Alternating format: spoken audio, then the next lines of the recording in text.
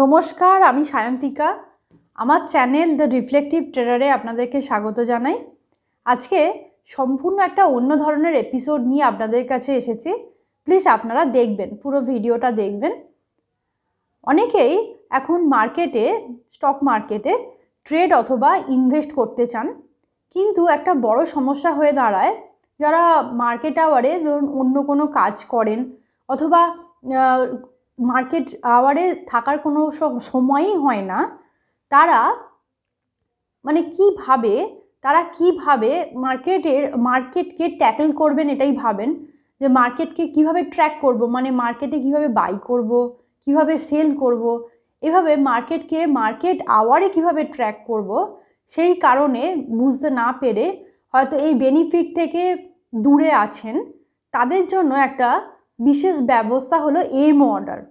সেই AMO order কিভাবে practically use করতে হয় সবই আপনাদের সাথে শেয়ার করছি পুরো ভিডিওর মাধ্যমে। প্লিজ দেখুন। AMO অর্ডার মানে সুবিধাটা কোথায় দেখুন।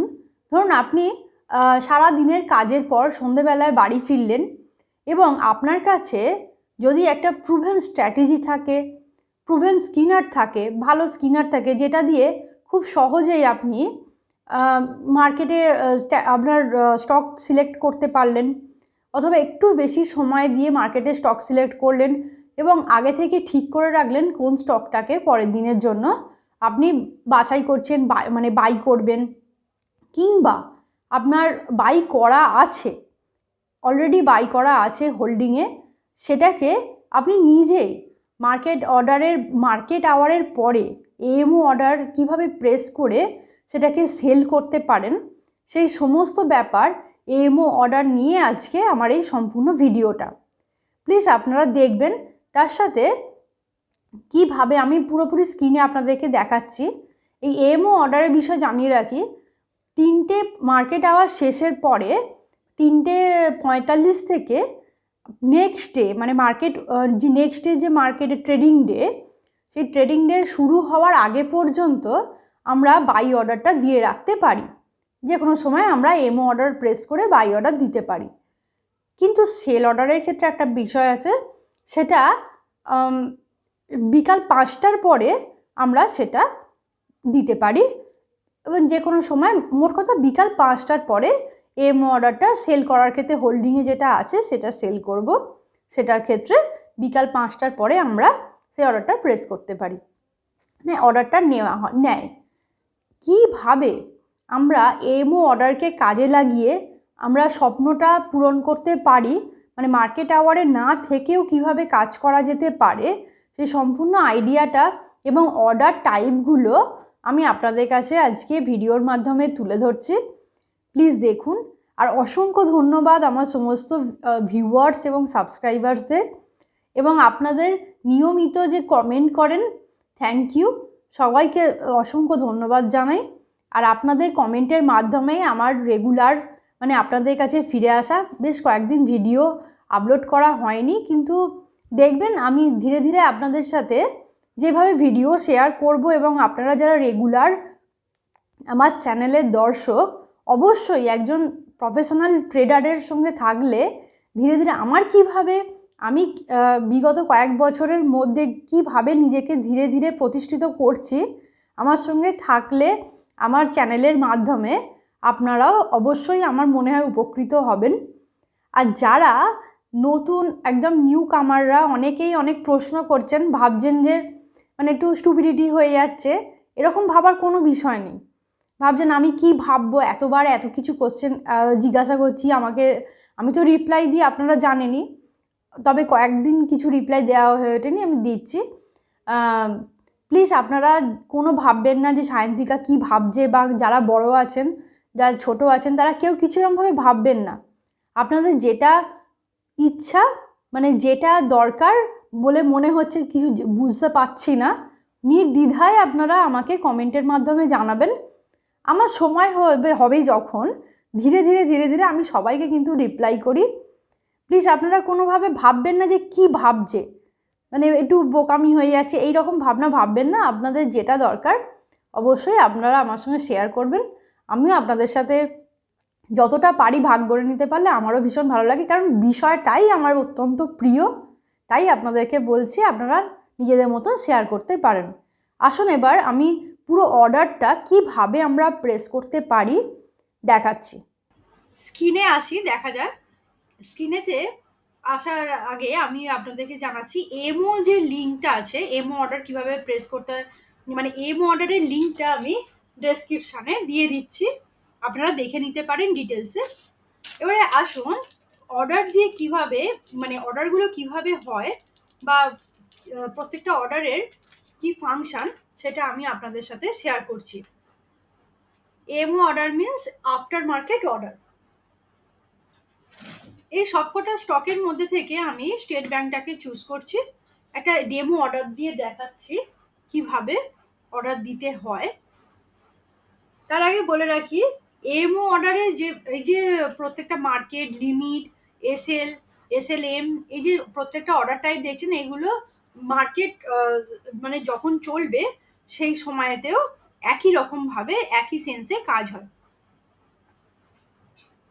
এটা একটা, তখন কিন্তু এমও থেকে কাজটা হবে না, তখন হবে রেগুলারে করলে আপনি মার্কেট টাইমে কাজটা করতে পারছেন। এমও মানে আফটার মার্কেট অর্ডার, নেক্সট ডের জন্য আপনার অর্ডারটা দিচ্ছেন। লং টার্ম নিয়েছি এখানে কোয়ান্টিটি, এটা জাস্ট আমি উদাহরণ হিসাবে দেখাচ্ছি, প্লিজ এটাকে কোনো ট্রেড নিয়ে নিচ্ছি এরকম ভাববেন না, জাস্ট উদাহরণ পারপাস একটা ডেমো অর্ডার দিয়ে আপনাদের সাথে শেয়ার করছি। এখানে কোয়ান্টিটি একটা এসেই গেছে, এখানে আপনারা আপনাদের রিস্ক ওয়াইজ কোয়ান্টিটি বসাতে পারেন। ফার্স্টে মার্কেট অর্ডার কিভাবে কাজ করে দেখাচ্ছি। মার্কেট অর্ডারের ক্ষেত্রে একটা বিশেষ সুবিধা হলো কি, এখানে কোনো আপনাকে প্রাইস সেট করতে হচ্ছে না, আপনি আগে থেকে প্রি ডিটারমাইন আছেন, আপনার নেক্সট ডে কি হতে পারে এরকম একটা ভিউ আপনার অলরেডি রেডি আছে। সেজন্য নেক্সট ডেতে যে দামে ওপেন হবে আপনি সেটাতেই আপনার মার্কেট অর্ডার মানে কোনো এখানে আপনাকে প্রাইস দিতে হবে না, নেক্সট ডেতে ট্রেডিং ডেতে যে ওপেন প্রাইসটা হবে তাতেই আপনার অর্ডারটা এক্সিকিউট হয়ে যাবে। তবে এখানে একটা একটু অসুবিধাটা কি আছে একবার শুনুন। এখানে যদি গ্যাপ আপ ওপেন হয়ে যায়, বিশেষত যারা নিউ কামার তারা মন দিয়ে প্লিজ শুনবেন। যদি মার্কেট অর্ডারের ক্ষেত্রে কি হয়, যদি আগের দিনে মার্কেট অর্ডারে আমি অর্ডারটা প্রেস করে রাখি, সেক্ষেত্রে নেক্সট ডে যখন গ্যাপ আপ ওপেন হয়ে যাবে, তখন ধরুন এটা এখন 583 টাকা 45 পয়সা, এটা হচ্ছে ক্লোজিংটা হয়েছে এই স্টেট ব্যাংকের কারেন্ট ক্লোজটা হয়েছে। এবার এটাতে নেক্সট ডে যদি 600 টাকাতে ওপেন হয়ে যায়, মানে গ্যাপ আপ ওপেন হয়ে যায়, সেখানে কিন্তু আপনার অর্ডারটা এক্সিকিউট হয়ে যাবে। এটা একটা প্রবলেম, মানে হাইয়ে গিয়ে গ্যাপ আপ করলে ওপেন হয়ে যাবে, সেক্ষেত্রে অনেকটা মুভ আপনার হাতছাড়া হয়ে যেতে পারে। তবে আরেকটা বিষয়, কখনো কখনো মার্কেট অর্ডারে দিয়ে রাখলেও অর্ডারটা এক্সিকিউট হয় না, তখন ম্যানুয়ালি করে দেয়, সেটা খুবই কম সময় হয়। এবার আসি লিমিট অর্ডার। লিমিট অর্ডারের বিষয়টা, এখানে কারেন্ট মার্কেট প্রাইস দেখতেই পাওয়া যাচ্ছে 583 টাকা 45 পয়সা। লিমিট অর্ডার মানে হচ্ছে, আপনি ধরুন এখানে 583 টাকা 45 পয়সা চলছে, কিন্তু আপনি চাইছেন যে 570 টাকা বা তার চেয়ে কম দামে কিনতে। সেক্ষেত্রে আপনি প্রাইসের জায়গায় কারেন্ট আপনি দিয়েই রাখতে পারেন যে 570 টাকা। 570 টাকা লিখে যদি আপনি প্রাইসে প্রেস করেন, বাই অর্ডারে যদি প্রেস করেন, সেক্ষেত্রে আপনার নেক্সট ডে যদি 570 বা তার চেয়ে কম দামে প্রাইস আসে, তখনই আপনার অর্ডারটা কেবল এক্সিকিউট হবে। এসএল অর্ডারটা দেখুন, এসএল মানে হলো স্টপ লস লিমিট অর্ডার। এখানে ফার্স্ট আমি এগুলো মুছে ক্লিয়ার করি জায়গাটা। এখানে দেখুন, স্টপ লস লিমিট অর্ডার মানে কারেন্ট মার্কেট প্রাইস আমরা দেখতেই পাচ্ছি 583 টাকা 45 পয়সা, কিন্তু আপনি ভাবলেন যে 579 লেভেলটা, 589 লেভেলটা একটা স্ট্রং রেজিস্ট্যান্স আছে, তাই আমি 590 এর ওপর যখন প্রাইসটা যাবে, সেক্ষেত্রে হয়তো ভালো মুভ হতে পারে, তাই আপনার মনে হয়েছে 590 থেকে 92 এর মধ্যে আমি কিনবো। তখন আপনাকে এই ট্রিগার প্রাইসের জায়গায় দিতে হবে 590 এবং প্রাইসের জায়গায় দিতে হবে 592 দিয়ে বাইটা প্রেস করলেই আপনার অর্ডারটা কিন্তু এক্সিকিউট হয়ে যাবে। এখানে এই রেঞ্জের মধ্যে এলে এখানে একটা যে সমস্যা আছে, এখানে হচ্ছে এই রেঞ্জের মধ্যে এলে আপনার অর্ডারটা তবেই এক্সিকিউট হবে 590 থেকে 92 এর মধ্যে। কিন্তু অনেক সময় ধরুন 592 এর ওপরে গ্যাপ আপ হয়ে গেছে, সেক্ষেত্রে কিন্তু আপনার অর্ডারটা এক্সিকিউট হবে না। আবার কখনো এই লেভেলটাই খুব দ্রুত ক্রস করে প্রাইসটা বেরিয়ে গেছে, সেক্ষেত্রে হয়তো কোয়ান্টিটিটা বেশি থাকলে আপনার অর্ডারটা ফুলফিল নাও হতে পারে। এইরকম ধরনের একটু আধটু সমস্যা থাকে।